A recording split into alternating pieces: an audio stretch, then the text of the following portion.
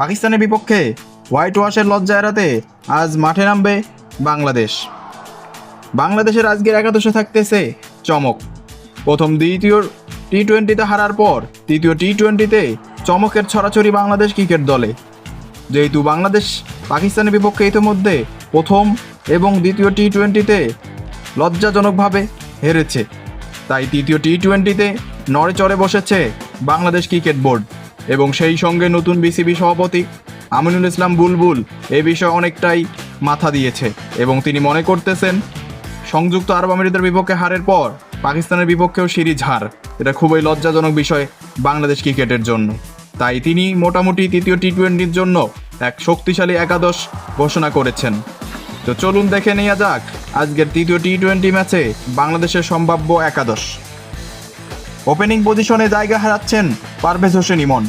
সংযুক্ত আরব আমিরাতের বিপক্ষে 100 করার পর থেকে তিনি সুপার ফ্লপ, কোনো ম্যাচে রান করতে পারতেছেন না এবং দৃষ্টিকটুভাবে আউট হয়ে যাচ্ছেন প্রথম পাওয়ার প্লেতেই। তো তাই তার জায়গায় আজকে খেলবেন নাজমুল হোসেন শান্ত এবং তার পরের পজিশনেই থাকছেন তানজিদ হাসান তামিম, যিনি রয়েছেন বর্তমানে বাংলাদেশের দুর্দান্ত ফর্মে। তার ওপেনিংয়ের জুটি শান্তর সঙ্গে আজকে দেখা যাবে তাকে। এর পরের পজিশনে থাকবেন লিটন কুমার দাস। অভিজ্ঞতার মিশেল এবং তারুণ্যের ছোঁয়া সব কিছুতেই লিটন দাসকে এগিয়ে রাখতেই হবে। দলের অধিনায়ক হিসেবে তার উপর বাড়তি দায়িত্ব তো থাকবেই। এর পরের পজিশনেই থাকবেন তাওহিদ হৃদয়।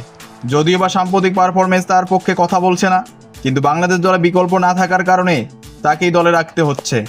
এর পরের পজিশনে থাকবেন জাকের আলী অনিক।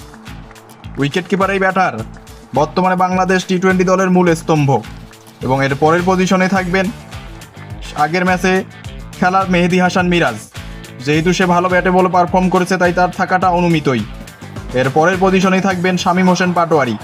যেহেতু বাংলাদেশ দলের বিপদের বন্ধু শামীম হোসেন পাটোয়ারি বলে ব্যাটে দারুণ পারফর্ম করলেও সাম্প্রতিক সময় ব্যাট তার কথা বলছে না, তবুও তাকে রাখতেই হবে। এর পরের পজিশনেই খেলবেন রিশাদ হোসেন। যদিও বা তার বর্তমানে সাম্প্রতিক বোলিং পারফরমেন্স খুব একটা আশা জাগা নিয়ে নয়। এর পরের পজিশনেই থাকবেন তানভীর ইসলাম। যেহেতু শরীফুল ইসলাম ইনজুরিতে পড়েছেন তাই তার জায়গায় দেখা যাবে তানভীর ইসলামকে। এর পরের পজিশনেই থাকবেন তানজিম হাসান সাকিব।